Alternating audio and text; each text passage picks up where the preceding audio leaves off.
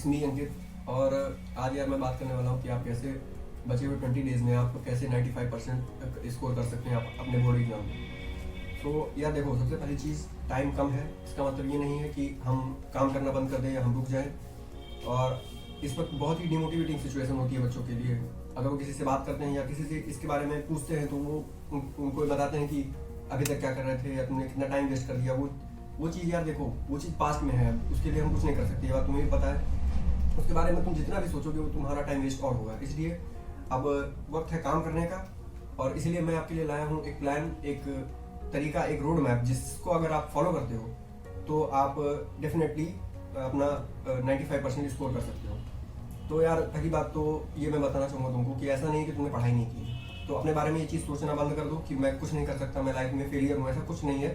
तुमने पढ़ाई नहीं की, ऐसा नहीं है। तुमने सीरियसली पढ़ाई नहीं की है, ये एक पॉइंट है, इस बात को तुम्हें गौर करना है। पढ़ाई नहीं की, बट अब तुम्हें शुरू करना है उन चीज़ों को, क्योंकि अगर इससे ज़्यादा अगर आपने एक भी दिन, एक भी सेकेंड, एक भी घंटा लेट किया तो आप मतलब रास्ते से आप पूरी तरीके से हट जाएंगे। तो यार इस पूरे जर्नी में मैं आपके साथ हूँ और मैं आपको बताऊंगा कि कैसे आप ये चीज़ अचीव करते हैं। चलिए शुरू करते हैं। सबसे पहला काम जो आपको करना है वो है एक शेड्यूल बनाना है। तो अभी तक हम क्या करते थे, अनऑर्गेनाइज तरीके से सब कुछ करते थे, जिसके वजह से हमारा टाइम कहाँ वेस्ट हो जाता था ये हमें बिल्कुल भी पता नहीं चलता था।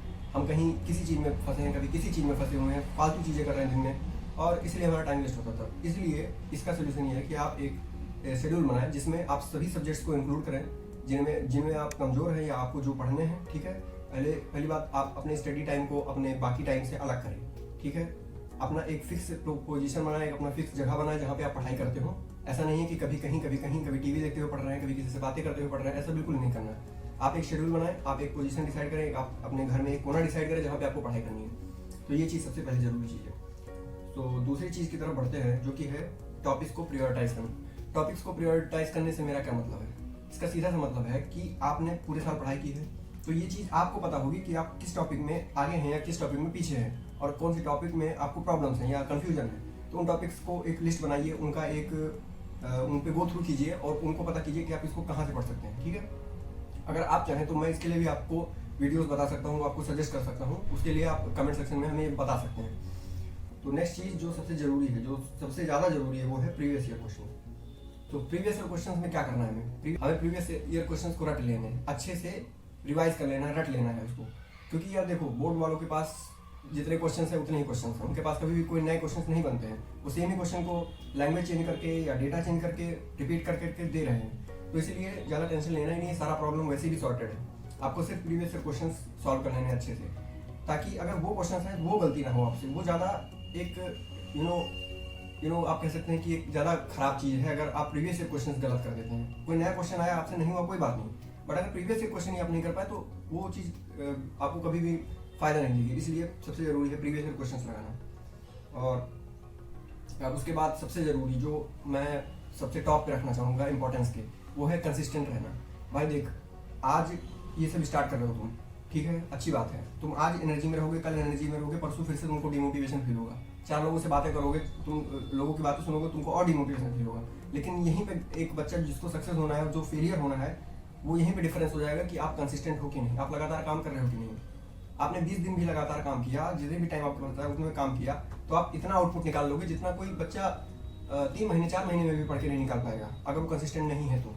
कंसिस्टेंसी की एक अपनी कीमत होती है, ये बात तुम्हें समझनी पड़ेगी। रेगुलर बेसिस पे PYQs आपको लगाने हैं और रिवाइज करनी है चीज़ों को। तो नेक्स्ट पॉइंट है जो कि सबसे ज़्यादा जरूरी है एक तरीके से, वो है रिवीजन। अब रिवीजन कैसे करना है?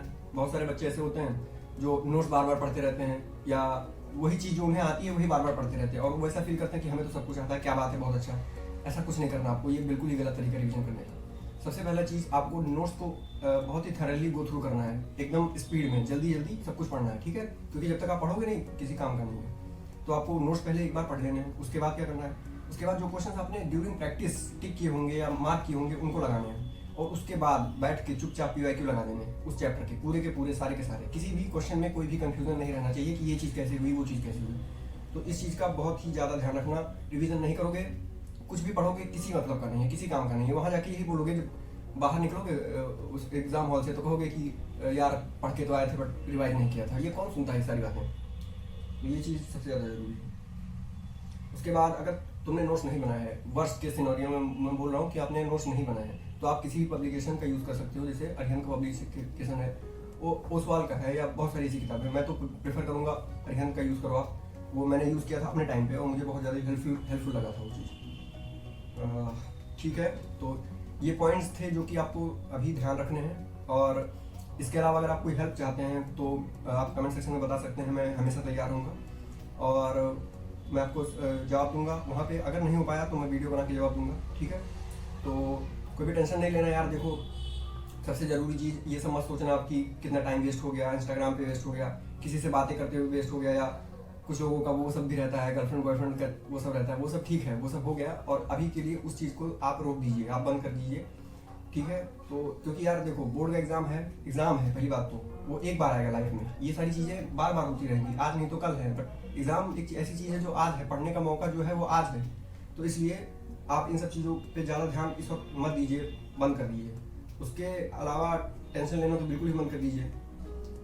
और जितना टाइम बचा है उसमें आपको अपना 110% देना है। अगर हेल्थ का भी ध्यान रखना, क्योंकि टाइम कम बचा है, आप टेंशन बहुत ज़्यादा ले रहे हो, पढ़ाई कर रहे हो, तो नॉर्मल सी बात है कि आप स्ट्रेस हो जाओगे या बर्नआउट हो सकते हो। तो इसके लिए आपको सबसे 2-3 चीज़ों का बहुत खास ख्याल रखना है, जो कि मेरे टीचर ने मुझे बताया था। वो था एक होता है सोना, एक होता है खाना, और एक होता है टहलना, ठीक है, एक्सरसाइज। तो तीनों चीज़ों पे अलग अलग ध्यान रखेंगे आप कि आप सही चीज़ें खा रहे हैं। ऐसा नहीं जंक फूड खा रहे हैं दिन भर और सोच रहे हैं कि हमारा प्रोडक्टिविटी हाई हो जाएगा, ऐसा कुछ नहीं होने वाला। जंक फूड बंद कीजिए, आप सही से स्लीप कीजिए, 7 to 8 आवर्स आप कम से कम स्लीप लीजिए, और उसके बाद स्ट्रेस कम होइए। उसके अलावा अगर स्ट्रेस कम करना है तो आप बाहर टहल भी सकते हैं। तो ये चीज़ आप कीजिए, हेल्दी रहिए थोड़ा। ये सारी बातें तो ठीक है। उसके बाद जो सबसे ज़रूरी चीज़ है, परेशान बिल्कुल नहीं होना है यार। छोटा सा एग्ज़ाम है एक, और ऐसे एग्ज़ाम बहुत सारे देने हैं तुमको, तो आज अगर हार जाओगे तो बाद में क्या करोगे तुम ही बताओ। इसके अलावा यहाँ पे मैं हूँ IIIT भागलपुर में बीटेक कर रहा हूँ इस वक्त, और मैं लाइफ में अच्छी जगह हूँ अपने। बाकी मैं अगर घूम के उस टाइम को देखता हूँ, पूछता हूँ अपने आप से, तो मुझे वो चीज़ें उतनी ज़्यादा ज़रूरी नहीं लगती हैं यार। वो सब निकल चुका है और उतना ज़्यादा इंपॉर्टेंस नहीं है जितना मैं उस समय अपने आप को समझ रहा था कि बहुत ज़्यादा इंपॉर्टेंट है। ऐसा उतना नहीं होता, ज़्यादा टेंशन लेना नहीं है, बस नॉर्मल सा एग्जाम है। सो गाइज, इसी के साथ अपना वीडियो